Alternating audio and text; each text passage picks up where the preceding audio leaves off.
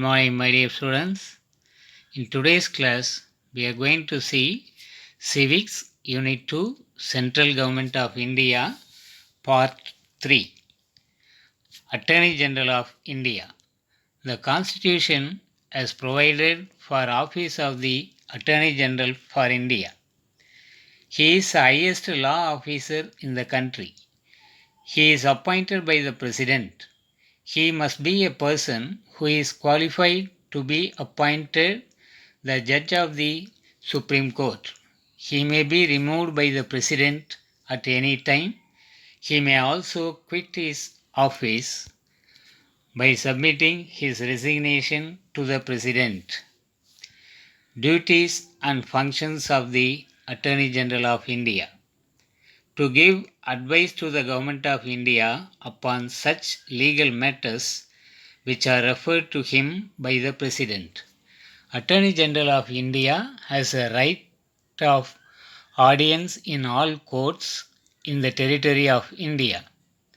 Further, he has a right to speak and to take part in the proceedings of both houses of the Parliament or their joint sitting and any committee of the Parliament of which he may be named a member but without a right to vote.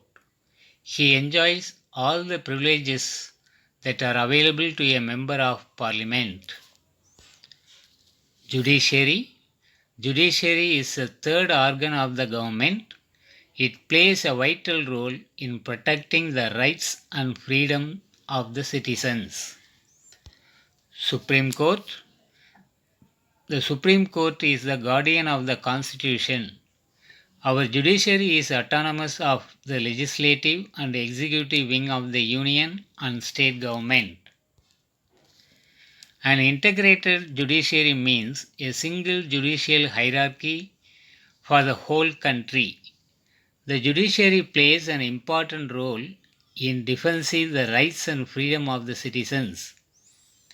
It plays an important role in analyzing and interpreting the necessities of laws and the Constitution.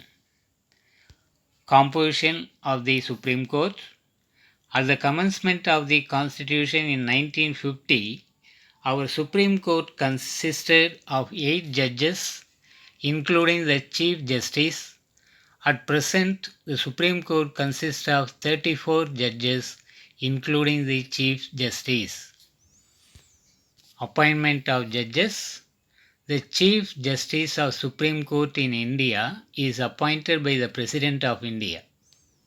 The other judges are appointed by the President in consultation with the Collegium with Chief Justice head. Qualification of Supreme Court judges. He must be a citizen of India. He should have worked as a judge of a high court for at least 5 years. He should have worked as an advocate of high court for at least 10 years. The Constitution also provides for the appointment of judges to the Supreme Court on temporary basis. The Chief Justice and other judges of the Supreme Court hold the office up to the age of 65 years.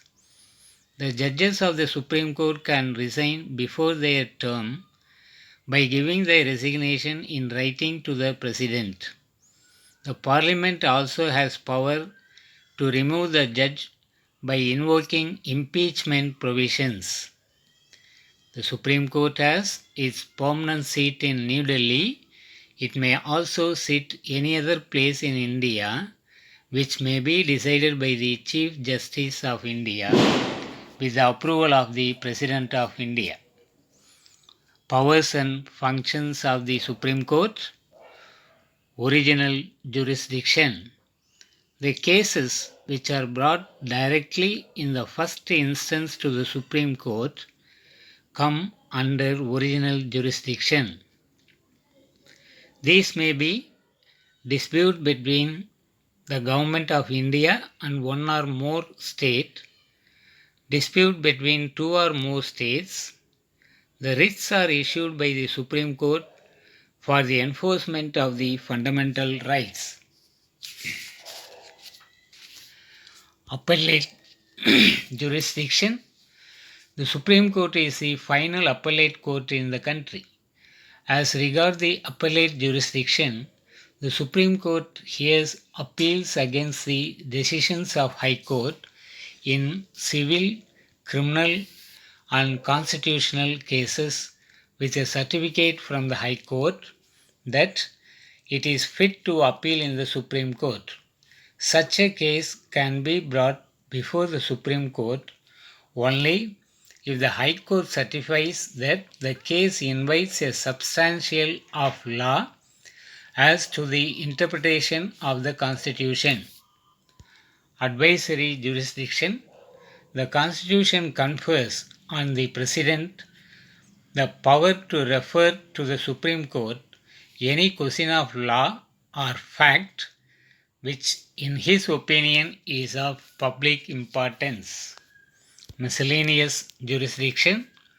The law declared by Supreme Court is binding on all courts within the territory of India. The Supreme Court is authorized to make rules for regulating generally the practice and procedure of the court with the approval of the President. Judicial review. The power of the judiciary to declare a law as unconstitutional is known as judicial review. The Supreme Court enjoys this power.